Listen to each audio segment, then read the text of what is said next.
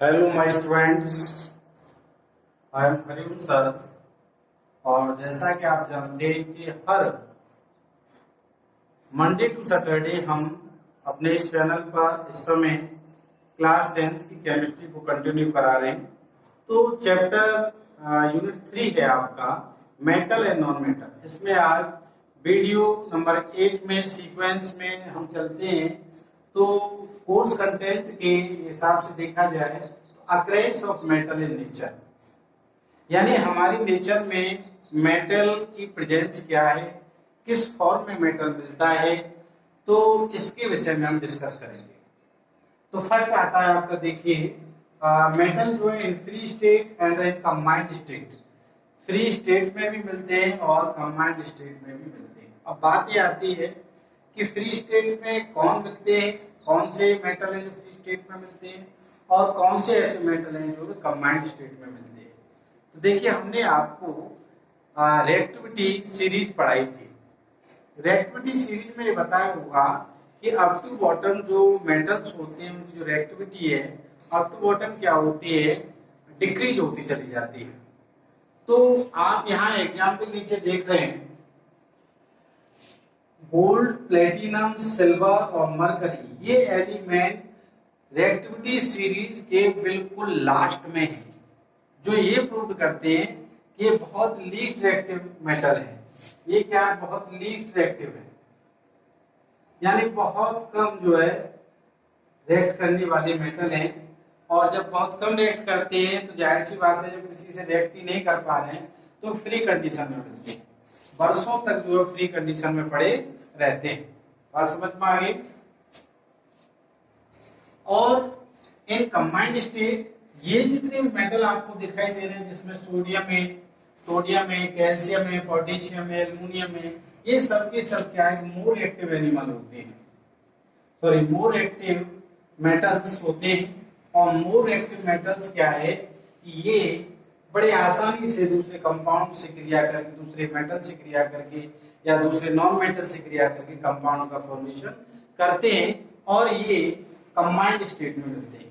किसमें मिलते हैं, कंबाइंड स्टेट में पाए जाते हैं। तो इस तरह से आपने देखा कि मेटल नेचर में दो प्रकार से पाया जाता है, एक फ्री स्टेट में और एक कंबाइंड स्टेट में। फ्री स्टेट में वो जो लेस एक्टिव होते हैं और कंबाइंड स्टेट में वो जो मोर एक्टिव होते हैं, जो दूसरे मेटल या नॉन मेटल से रिएक्शन करके कंपाउंड का फॉर्मेशन बना लेते हैं और कंबाइंड नेचर में कंबाइंड जो है स्टेट में नेचर में मिलते हैं। बात समझ में आ गई। हुआ क्या था, इसके बारे में थोड़ी मैं 2 मिनट की हिस्ट्री आपको बताऊंगा कि आज से लाखों करोड़ों साल, अरबों साल पहले सुपरनोवा एक्सप्लोजन हुआ था। ऐसा कहते हैं, सुपरनोवा एक्सप्लोजन।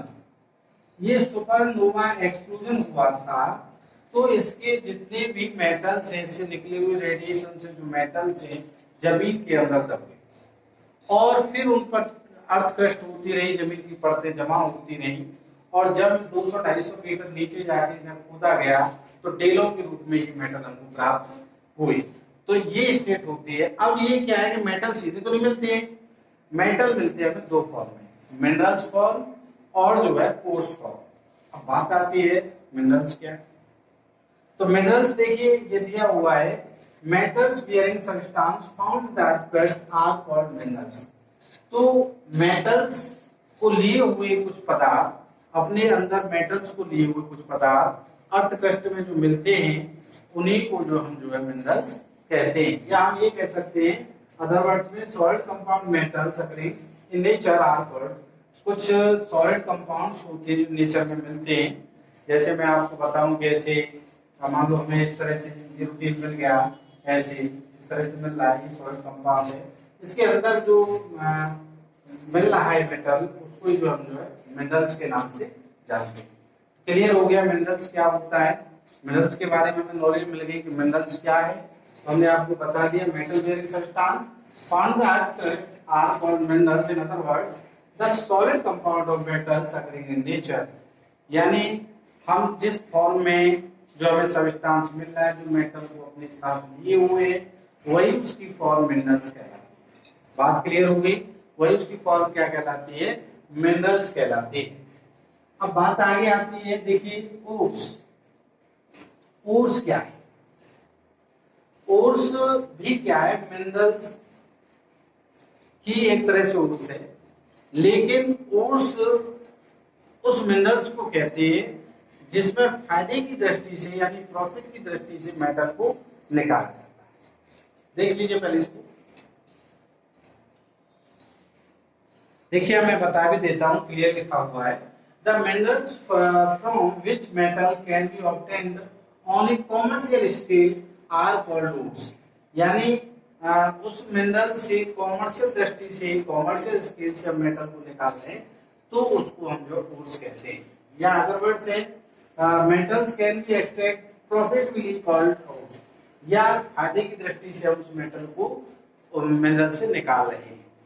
बात समझ में आ गई? वही आपका क्या कहलाता है? ओर्स कहलाता है।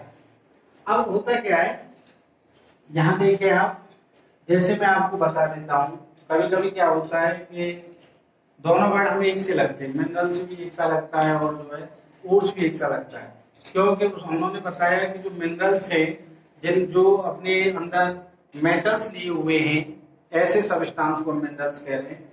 और दूसरा ये कह रहे हैं कि वे मिनरल्स जिनसे हमें बेनिफिट की दृष्टि से या कॉमर्शियल स्केल से हम जो है निकालते हैं मेटल को, उसे हम ओर्स कहते हैं। तो कहीं ना कहीं दोनों डेफिनेशन में थोड़े से कंफ्यूज रहता है बच्चों को।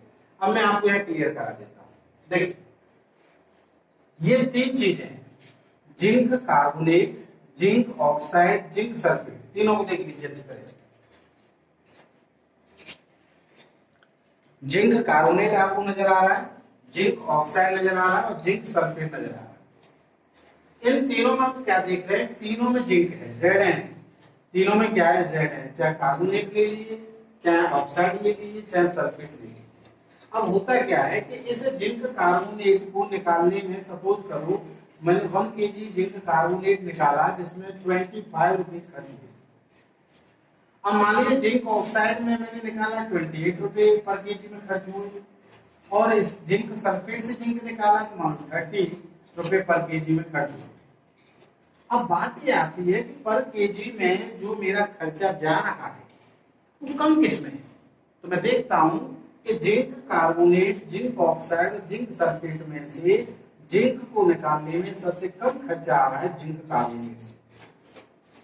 जब ये तीनों मिनरल्स हैं, तीनों मिनरल्स हैं, जिंक कार्बोनेट भी मिनरल्स है जिससे जिंक निकाला जा सकता है, जिंक ऑक्साइड भी मिनरल्स है जिनसे जिंक निकाला जा सकता है, जिंक जो है सल्फेट भी मिनरल्स है जिससे जिंक निकाला जा सकता है। लेकिन हमें फायदे की दृष्टि किसमें है? जिंक कार्बोनेट से जिंक निकालने में हमको फायदा है। बात समझ में आ गई? तो जिंक कार्बोनेट या ओर्स का कार्य है तो सभी मिनरल्स, लेकिन ऐसा मिनरल जिनसे हमें फायदे के रूप में मेटल्स प्राप्त हो रहा है फायदे के फॉर्म में, उसे हम जिंक कार्बोनेट का नाम देंगे। तो इसलिए एक पॉइंट हमने यहाँ लिखा है, all ores are minerals but all minerals are not ores. यानी सभी ओर्स मिनरल्स तो हो सकते हैं लेकिन सभी मिनरल्स ओर नहीं हो सकते, क्योंकि आप देख भी रहे, मैंने यहाँ एग्जाम्पल प्रूव कर दिया, तीनों मिनरल्स हैं लेकिन एक मिनरल ऐसा है जिससे फायदे की दृष्टि से मेटल निकाला जा सकता है और उसी मिनरल्स का नाम हमने ओर्स दे दिया। बात समझ रहे? इसमें दो मिनरल्स को हम ओर्स में काउंट नहीं करें। तो ये अंतर हो गया मिनरल्स और ओर्स में। और आप जान भी गए यार ओर्स कंटेंट के सीक्वेंस में कि occurrence of metal in nature in the free state and combined state, और किस फॉर्म में प्राप्त होते हैं मिनरल्स और ओर्स की फॉर्म में प्राप्त होते हैं। और इसके बारे में कल की वीडियो में डिटेल में हम बताएंगे, और आप कंटिन्यू इस चैनल पे देखते रहिए। मेटल नॉन मेटल का अगला सीक्वेंस बहुत शॉर्ट वीडियो के माध्यम से, बहुत कम नोट्स के माध्यम से आपको समझाने का प्रयास करते हैं। कंटिन्यूस देखिए, 10-5 मिनट में कोई प्रॉब्लम नहीं आती, नोट्स भी बना सकते हो, बार बार इसे समझने का प्रयास भी कर सकते हैं।